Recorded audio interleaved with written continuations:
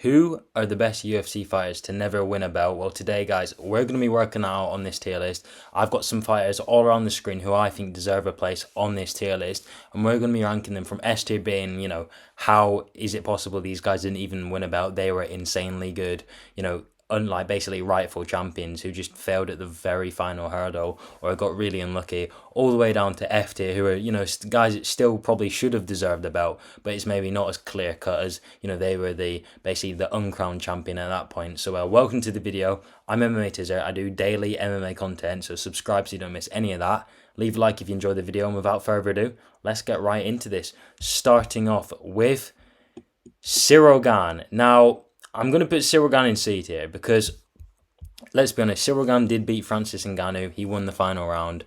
And Ciryl Gane should have been champion. And at that point in heavyweight, I don't think there was another heavyweight that beat him. I think he was the best heavyweight. I don't think any heavyweight beforehand would have beaten him. I think the new generation of heavyweights, he was one of them, would basically destroy the old generation of heavyweights. I'm talking about the Lesnars, the Frank Mirs, the Overeems. I think he'd beat all of them, the Mark Hunts, So all of that, I think he'd win. And this guy at one point was the best heavyweight in the world. Obviously, his grappling got exposed recently, but there wasn't too many grapplers high up in that division. Curtis Blades wouldn't have really used it as well, I don't think, so he probably would have beaten him as well. And basically beating Ngannou, and he was the uncrowned champion, and he has also lost to Jones now, so he's good, but he just always falls at the final hurdle, and he got unlucky the first time round. But Jones fight, no excuses there. But yeah, Ciryl Gane, C tier, I think that's justified. We move on. Dustin Poirier. Now, Dustin Poirier is going in A tier because, this guy would beat everyone, and then he just lose to the grappler champion. He's lost twice in championship fights. He's lost to Khabib, and he's lost to Oliveira. Now, Oliveira was actually kind of losing on the feet to him, and he resorted to grappling, and it worked because we all know by now grappling is Poirier's weakness. He just doesn't seem to have very good, considering this guy's a black belt, you wouldn't really think it from the way he grapples. He's not amazing, and he's kind of like a fraud black belt. And he doesn't really stand a chance against Khabib, or say if he fought Islam. And Oliveira's jiu-jitsu was just too much for him in their fight. However, at one point in the division, he definitely had the best hands. Obviously, he smoked McGregor twice. This guy would have beat anyone on the feet. But like I said, the issue was his striking. His striking just wasn't good enough. He kind of had Khabib in a tight-ish guillotine. Khabib said he was fine, so I'll take his word for it, because he didn't look like he was panicking at all. He nearly hurt Khabib, didn't really do too much damage to him. People kind of overreacted. They thought he'd rock Khabib. I don't really think he did, to be honest, in Khabib's defense. So it wasn't, like he was about to finish him, but he had a few good moments, a few close moments. But like Ciryl Gane, he failed at the final hurdle, and that is basically a theme that we're going to be seeing a lot on this tier list. People that fail at the final hurdle in title fights. And Dustin Poirier, at one point in the division, he was the best striker. Obviously, he's just been flatlined by Justin Gaethje, and it seems like Dustin Poirier's time is up in the lightweight division, and he will be only beating some of the worst guys in the top 15 now. But anyway, we move on. Alexander Gustafsson, he's going in A tier. This guy, actually, he's going in B, okay? This guy took Jones to a very close decision the first time around. However, after that, it was all downhill. At one point, this guy would have beat anyone except Jones in light heavyweight. Fought Jones, narrowly lost. Very, very close fight. However, after that, he just wasn't the same. He got another title shot against Daniel Cormier when he was champion. He got beaten. And then he fought John Jones again, and he got TKO'd. So not amazing from Gustafsson, but the first fight, very good. And he kind of damaged his career a bit near the latter end, where he started losing to guys that he would have absolutely swept up in his prime. He's got losses to Nikita Krylov, and just fights that I feel like he would have easily won earlier in his career. And it's a shame to see a legend fall like that. Alexander Gustafsson at one point was the second best light heavyweight. Terrible, really fell out of his prime. At one point nearly beat John Jones, who was the best light heavyweight in the world at that point, even though he was a cheater. And Alexander Gustafsson B tier, I think that's fair. he can't beat S or A just because he fell off really hard. Like, I know Dustin Poirier's just been flatlined, but he was coming off a win before that. Gustafson's on like a 3-fight losing streak, I think, or something like that, and I think he's retired now too. So yeah, he goes there. We move on. B tier, Joseph Benavidez, and the reason I'm putting him in B tier is because all right, he's probably he lost a few fights at the end.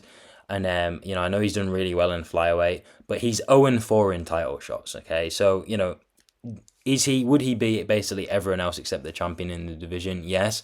However, he's 0-4. Like, you'd think if he was gonna be champion, he probably would have done it by now. Like, if you have four shots and you're like the rightful champion, you would have won one of them. To be fair, he has had very tough matchups. Figueiredo twice, lost to him, nearly got killed by him in one of their fights. I mean, I'm not really surprised because Figueiredo is a massive weight bully, and Joseph Benavidez, he's not very big. Okay, he's very small, much smaller than Figueiredo. Got destroyed by him, and just seems to be a bit of a problem. Obviously, he was one of the older flyweights when he was fighting for the belt, and he's also lost twice to Demetrius Johnson. So yeah, not a great look. You've lost twice to both champions. And, other than that, he would beat basically every top guy in his prime. And then he kind of finished his career in a bit of a low. He lost to, I can't even remember who it was. I think it was Askarov. And I know that young Joseph Benavidez would have won against Askarov. So that was the sign that he should probably call it a career. And he has. So, saved himself from taking too much damage. But he'd already taken a lot in the Figueiredo fight. And, it's a shame to say. But I just don't think he was championship material if he's going 0-4 in championship fights. We move on. Alexander Overeem. Now, I'm putting him in C tier, okay, because this guy's striking was lethal, very, very dangerous. He has wins over Brock Lesnar. He has a lot of good wins, actually. However, he has a glass chin, as we all know. He was on steroids, so that definitely helped him win fights. And, I don't know, his glass chin, and he has a lot of bad losses too. This guy has beaten, the top level guys. Champions. Brock Lesnar is one of them. He's beaten many people, but he's also got bad L's. He's lost to Cans, some of the worst heavyweights. So because of his bad chin, he's been TKO'd by Yairzinho Rozenstruik. Not a very good loss. Doesn't age well in my opinion. Was he out of his prime? Yes, but you still shouldn't be losing to him. He had a really, after the chin was cracked, it was gone forever, no recovery. After what Ngannou does to you, that doesn't, you can't heal from that. Your chin will never recover. It doesn't matter if you take 5 years off, you're not coming back feeling better after that.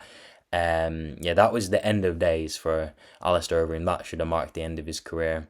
And obviously he got basically absolutely annihilated by Yairzinho with about 3 seconds left in the final round. So that was a bit of a shame to say. Not a great way to go out. And Alistair Overeem. However, he does have a very good win, over Sergey Pavlovich, who may be fighting for a belt soon, and has only got one loss. So he actually did defeat the undefeated Pavlovich at the time. And Pavlovich, as we know, is actually a very, very good fighter. And his grappling isn't even that bad, Alistair Overeem kind of exposed him, but I don't think he's got Gan level terrible grappling. I think it's better than that. He's got a Greco-Roman background. So considering Overeem got that win, we can't put him in D or F. And also, he was knocking out good people in his prime. He just fell short at the final hurdle in championship fights. We move on. Colby Covington. I'm putting him in C. I think Covington, should he be champion? Probably not. Okay, he just isn't that good at striking. That's just his issue. He can't stand and bang with the best strikers in the world. He's got pillow hands, and his boxing isn't amazing. It's good, but it's basic. He's not really gonna throw kicks too often. And if you're a good boxer, you'll be able to piece him up. Usman was getting the better of him, and Usman isn't a very good boxer by any means. Obviously, Leon exposed him twice now. And I just feel like if Usman wasn't there, would Kobe have been champion? Yes, he would have. But now, I don't think Kobe will be champion. Leon's better than Kobe. I'm pretty confident he'll beat him in their fight. I think he might stop him later on in the fight. And we haven't seen him in a while. But yeah, I just feel like if Usman wasn't there, Kobe would have been champion about 3 years ago. However, times have changed. There's new, better fighters in welterweight. It's a very stacked division now. And yeah, I don't think Kobe will ever be champion. But like I said, there was a point in time where if Usman didn't exist, he would have been champion, and he's 0-2 against Usman. However, second fight was a lot closer than the first one, and yeah, he was definitely the best fighter. It's kind of like an Alexander Gustafsson situation where if Jones didn't exist, similar to if Usman didn't exist, they'd both be champion. But yeah, Kobe Covington, C tier. I think that's fair. We move on. Yoel Romero. Now, the reason I put Yoel in B is because he actually would have became champion if he didn't miss weight, because he flatlined champion Luke Rockhold brutally. So if he did that and didn't miss weight, he would be champion. So he wouldn't even be on this list. So he has beaten a champion when they were a champion. So he's a bit of an outlier on this list. So he has to at least go and beat it, because he's actually won a championship fight unlike anyone else on this list. Well, I mean, I know Cyril Gane kind of won his, but he lost on the scorecard. So, whatever. And rigged judging. And yeah, Yoel Romero knocked out Luke Rockhold. Adesanya fight, I think he kind of won that as well. Was it a snooze fest? Yes, but I think he kind of won that. But again, the judges like Adesanya, you can tell. So he won that, and yeah, so that's why Yoel's very dangerous. Got a lot of good wins. Doesn't offensively wrestle as much as someone who has a good wrestling background as I thought he would. He is basically the most scary middleweight ever. And if he didn't miss weight, he would be a champion, which is kind of crazy to think about. So yeah, Yoel could have been middleweight champion, and he messed his chance up. At least he didn't mess the fight up and lose. We move on. Dominic Reyes. Now, the reason I'm putting Dominic Reyes in C tier is because, or B tier maybe, I'm putting him in C because, actually no, I'm putting him in B because Dominic Reyes actually did beat John Jones. Okay, 3-2. He outstruck basically the number one pound for pound. So that made him, in my eyes, in a lot of people's eyes, if he beats the number one pound for pound, 3-2 rounds, he's now the number one pound for pound. So at that point in time, he was basically number one pound for pound. However, he lost the fight on the judges' scorecards, and I think it basically defeated him. I think it took a lot out of his, his confidence, his mind, knocked his confidence a lot, and just really upset his self-esteem. And I think that's why we saw like a worse Dominic Reyes in the future. I think if he was confident, he would have done better in his fights after. And unfortunately, he's on like a 3-fight losing streak now because he's been flatlined in every single one of them, which is a shame to see. And yeah. Really, really shame to see, because this guy legit beat Jones. Like, I don't care what you say, this guy actually won the first 3 rounds. It's not a debate. He lost rounds 4 and 5 and won 1, 2, and 3. And yeah, he should have been champion.